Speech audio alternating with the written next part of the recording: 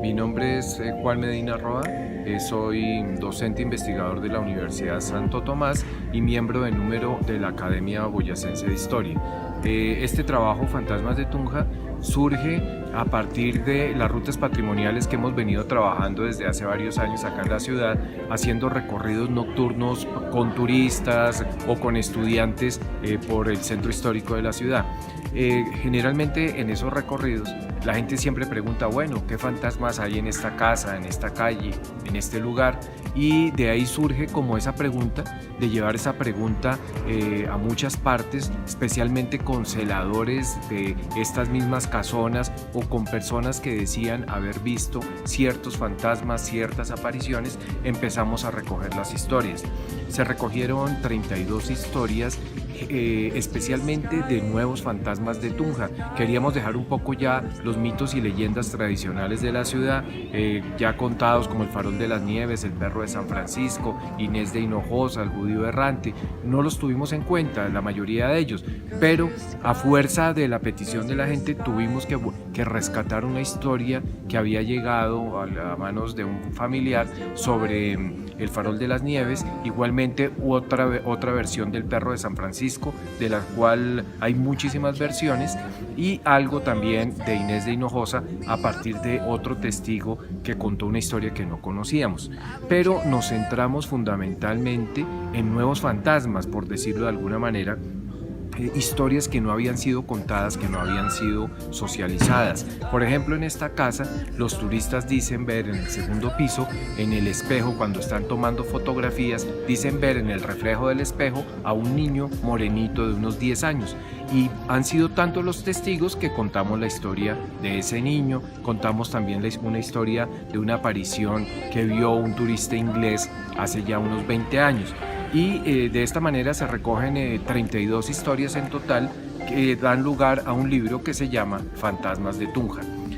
También nos dio lugar para que un grupo de productores de cine y televisión hicieran el video de Fantasmas de Tunja.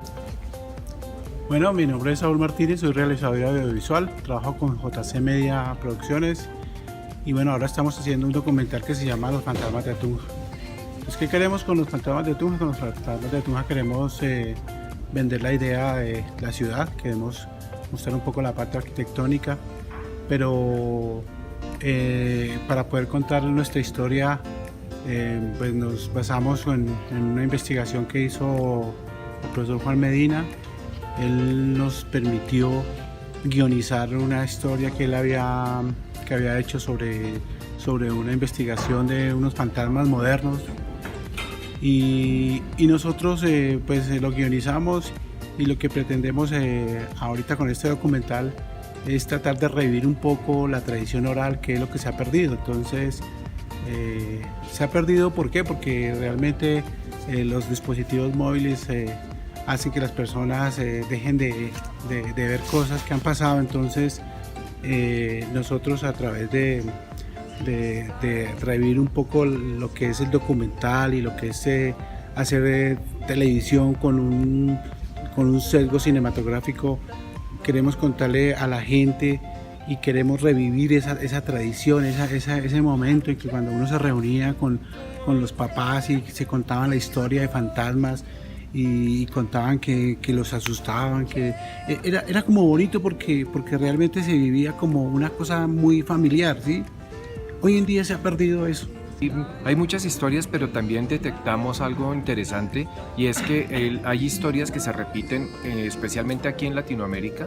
Casi todas las ciudades repiten una misma historia. Por ejemplo, la famosa Llorona, la Sombrerona, el monje sin cabeza, lo vas a encontrar en cualquier cantidad de ciudades latinoamericanas. Es una historia recurrente, diría yo, que es un imaginario colectivo que se repite, es un lugar común ya ese tipo de fantasmas. Entonces quisimos rastrear un poco más los originales, los que realmente la gente dice, no, ese se apareció aquí y surgió por tal motivo. Sin embargo, es interesante ver el famoso Perro de San Francisco, por ejemplo, pues que había una estatua de piedra en el atrio de San Francisco, del cual fue demolido buena parte de ese convento para hacer el famoso Hotel Unza, y en ese momento, esa intervención de los años 60, ese perro de piedra se perdió. decían antes de que se perdiera el perro y después de que se perdió el perro, que ese perro se aparece o se le botaba a los borrachos. Esa es una de las historias que recogimos. De lo de Inés de Hinojosa, que tal vez es la historia más famosa de Tunja por los medios de comunicación, por la producción de televisión que se hizo en los años 80, también es muy sonada. Encontramos una historia de algún testigo que decía que en esa calle frente al Colegio del Rosario, donde ahorcaron a doña Inés de Hinojosa, se aparece una mujer muy bella en las noches, pero también en el día, que fue un elemento muy curioso, fantasmas en el día. Hay unas 3-4 historias donde aparecen fantasmas en el día, eso es bastante interesante. La otra es la del Farol de las Nieves, que es una de las historias más conocidas de acá de Tunja. A manos de mi señor padre llegó una versión hace muchos años, un manuscrito que había dejado alguien, una versión, una interpretación del Farol de las Nieves, que es el que acomodamos, reinterpretamos o volvimos a contar en este libro de fantasmas de Tunja.